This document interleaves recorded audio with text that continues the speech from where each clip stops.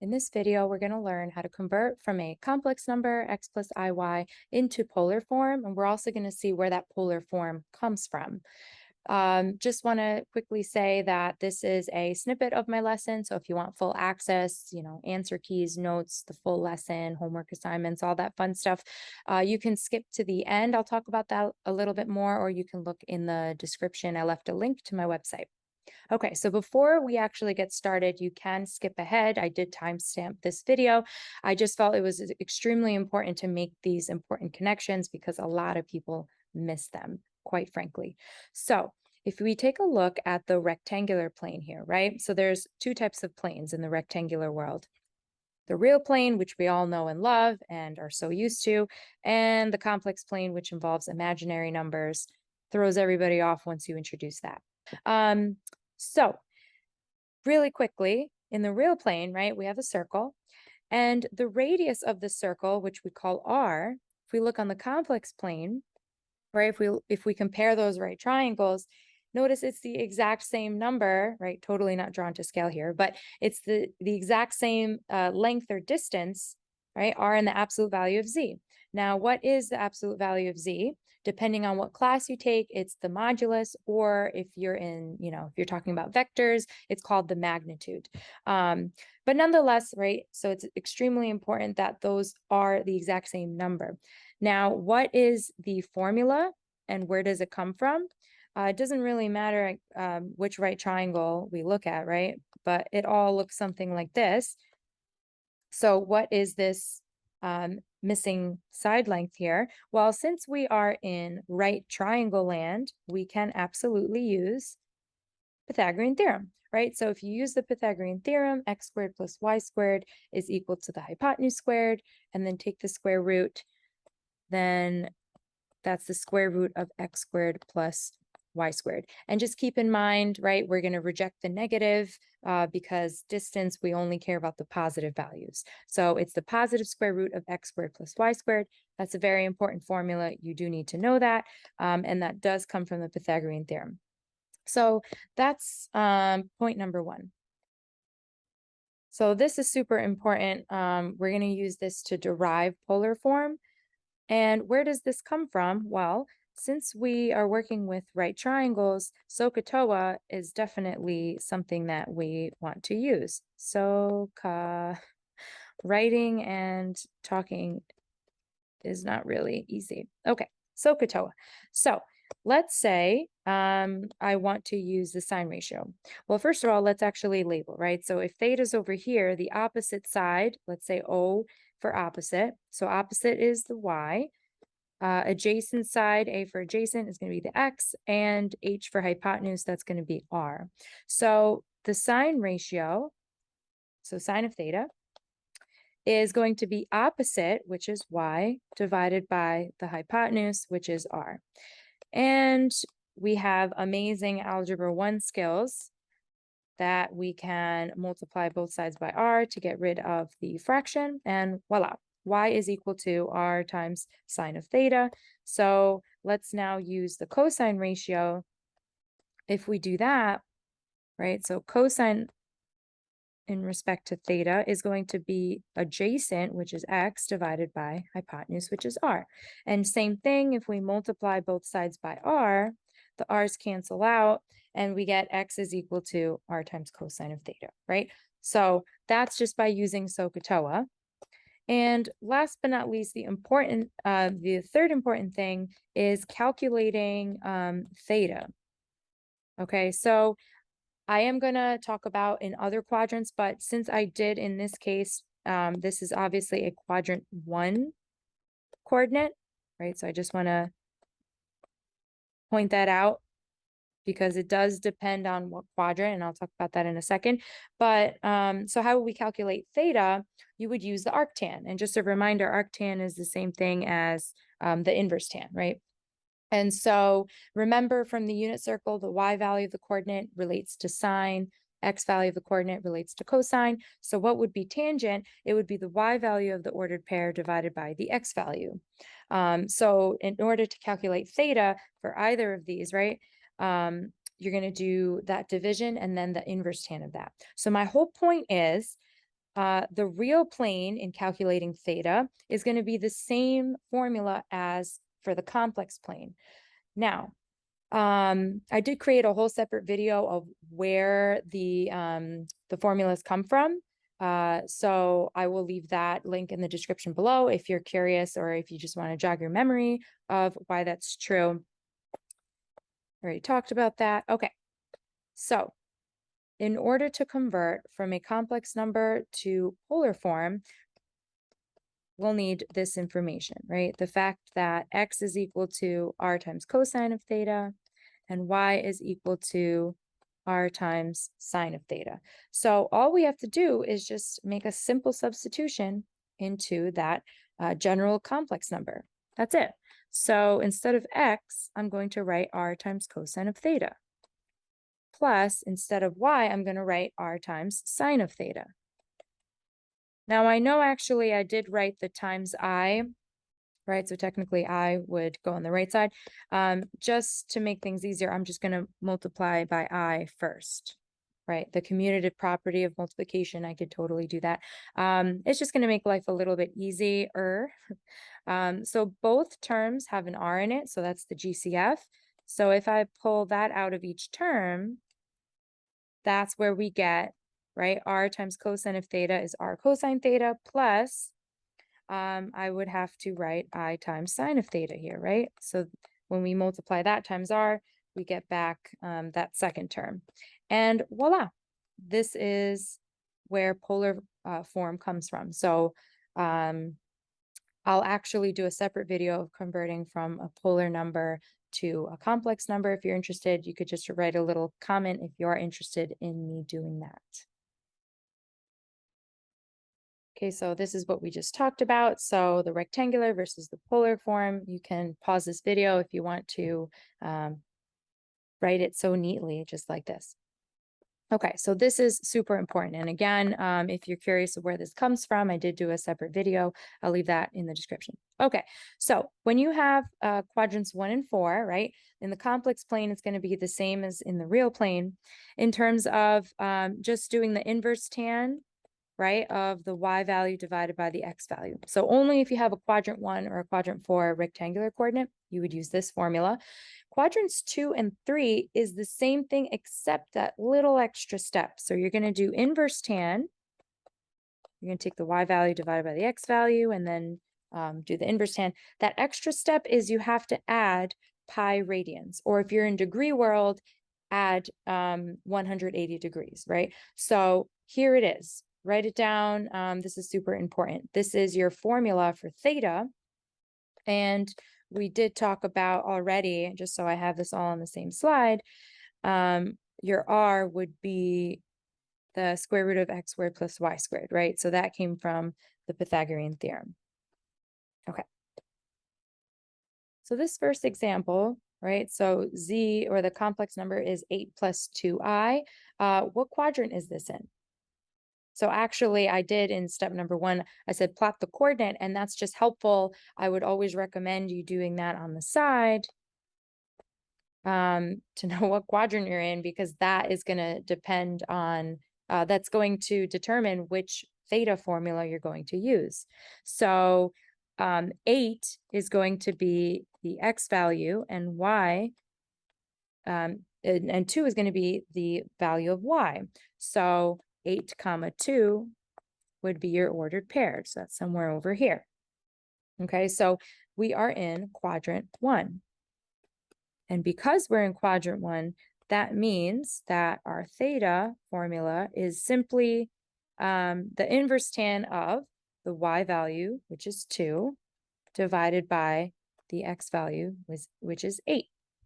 Right? So, or that's the same thing as a quarter, but inverse tan of 2/8. And so that's going to be, we're going to talk about that in a second. And then we're going to be using R, the formula, right? So that's the square root of x squared. So again, x is 8 plus y squared, and y value is 2. So substitute, simplifying, 8 squared is 64. 2 squared is 4. Square root of 64 plus 4 is the square root of 68. By the way, if your teacher wants you to simplify the square root of 68, right? So you have to figure out what's the biggest perfect square that goes into 68. It's 4. The square root of 4 times the square root of 17 is the square root of 68. And the square root of 4, so I can erase this, is 2. So, or I can also write, right, so 2 square root of 17. So depending on what your teacher wants you to do, you could just leave it, or you could put r as 2 times the square root of 17. And let me go back up here because we didn't finish for theta. If you pop that into your calculator, right? So if you do 2/8 and then inverse tan in degrees, that would be about 14 degrees. So that's what theta is, right? So once you figure out your r and theta, you can just pop it into this formula. So let me say z equals, right? Remember this? Okay, so it's just a simple substitution, that's all. So let's use the simplified version. So 2 square root of 17 times cosine of 14 degrees plus I times sine of 14 degrees. That's it. Okay, so now let's convert this complex number to polar form. So I recommend going in this following order, right? So first we're going to identify what x and y are. Now remember, the complex number is x plus, you could say either iy or yi, doesn't really matter, but I like to write it as yi. And very important, the x is the number that is not attached to the I, as we can clearly see. And the y, that value has the I attached to it. So be really careful because sometimes you'll see examples where they would flip the order of the terms. So the square root of 3 is going to be our x value because it does not have the I attached to it. And the y value is not I, but it's going to be -1, right? Because this is -1i. So the y value is the number that is next to the I. Okay, so once you recognize what x and y equals, you can certainly, so some people like to calculate r first, some people do theta. I did theta first last time, so we could, I guess, do r this time, doesn't really matter. So you don't have to recognize what quadrant it is in yet in order to calculate r. So that is just a simple substitution, right? So that's x squared, so square root of 3 squared plus y squared. Notice I'm putting -1 in parentheses, super important, because some people might do it like this. That's wrong because -1 without the parentheses, right? -1 squared, that is actually equal to -1. But when you put it in parentheses, that's saying -1 times -1, and a negative times a negative is a positive. So be super careful. I always like to say, whenever you use substitution, just put all the substituted values in parentheses. Okay, so square root of 3 times square root of 3 is square root of 9, which is 3. So the square root of 3 squared is 3. The other way you could look at it as the square root and the squared, they cancel out because they're opposite operation. So it doesn't matter which way you do it. And we just talked about before, -1 squared, -1 times itself is a +1. So be super careful. Okay, and then square root of 3 plus 1 is a square root of 4, which is 2. And the other super important thing, as I said briefly, is to recognize what quadrant it is in. So you have to sketch it, right? So if x is square root of 3 and y is 1, we write the x value first, right? So it's going to be square root of 3 comma -1. Now, I don't know exactly what the square root of 3 is. You could pop it in your calculator. All I know is that the x value is positive, right? So you're going to go those many units to the right and then down. So if I would sketch it, we can see it will be in quadrant 4. And automatically, when we have a quadrant 4 angle, our formula is just going to be the inverse tan.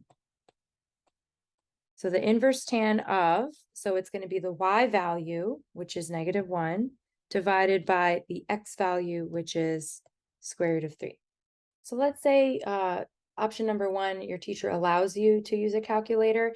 You would just do -1 divided by the square root of 3, and then take that answer and do the inverse tan of that.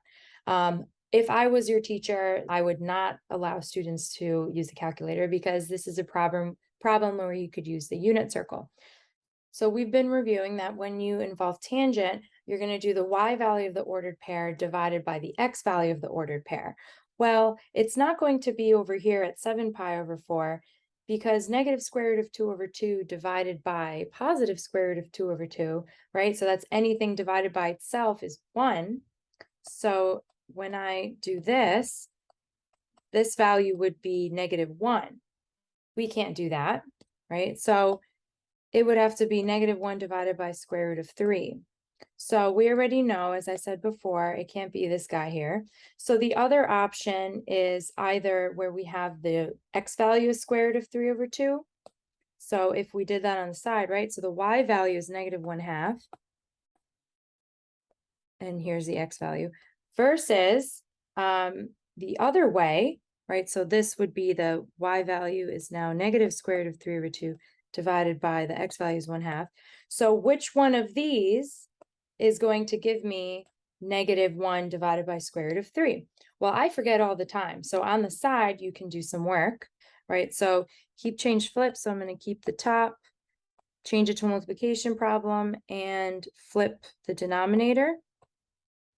And so the 2's cancel out, or that's a shortcut, or you could do -1 times 2 is -2, and then the denominator is 2 times square root of 3, which is 2 square root of 3, and then the 2's cancel out this way, right? So that's, so -1 over square root of 3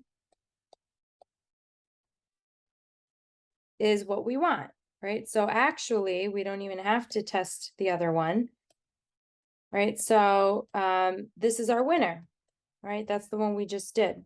So it's not going to be over here at 5 pi over 3.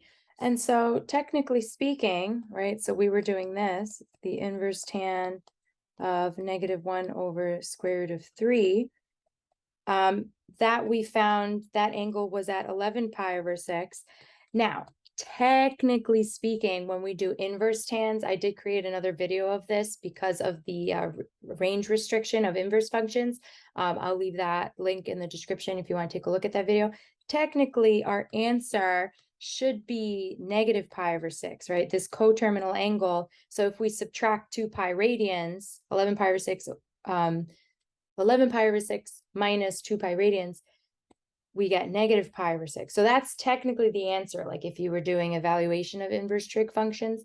However, since we are going to be just simply writing the answer as r, which we found was 2 of cosine of theta. So if you technically did this, even though it's not the inverse, the exact inverse, right? So it's because of the restriction, as I said, it should be negative pi over 6.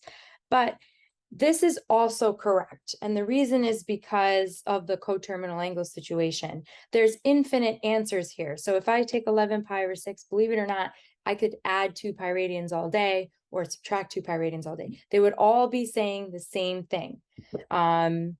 But so you can either put that as your answer, or if you remember the range restriction for the tan, it has to be right between negative pi over 2 and positive pi over 2. It should technically be this. And at this point, if you are watching this video, you should have absolutely learned inverse trig functions. So this is technically the answer, but this can be correct as well. So just ask your teacher, because some teachers are a little bit more sticky than others. If I was your teacher, you know, I'm also testing whether you know inverse knowledge. So I would definitely require the negative pi over 6/1. But again, technically speaking, either one are correct. Theta could really be all the coterminal angles. So as I said, you could add or subtract 2 pi radians all day long. Okay, let's try this example here. So why don't you pause the video, try it yourself, and then see if you got the answer correct. So again, if I were you, I would figure out what x and y are. And we talked about before that the x value is the number that is not attached to the I. So that's -4. And then the y value, it's just the number, right? So it's negative square root of 2. So the y value is the one that is attached to the I. So you can absolutely, you don't need to know what quadrant it is in order to calculate R. So that's just a simple formula. And I always highly recommend that whenever you do any type of substitution in math, you substitute it with parentheses, so you won't get it wrong anytime, right? So if on your calculator you just did this, -4 squared, it will give you -16. But if you punch in your calculator with the parentheses, it will give you a +16. But in any case, you should be able to do that without a calculator. And that's because a -4, a negative times a negative is a positive. So that's why that's positive.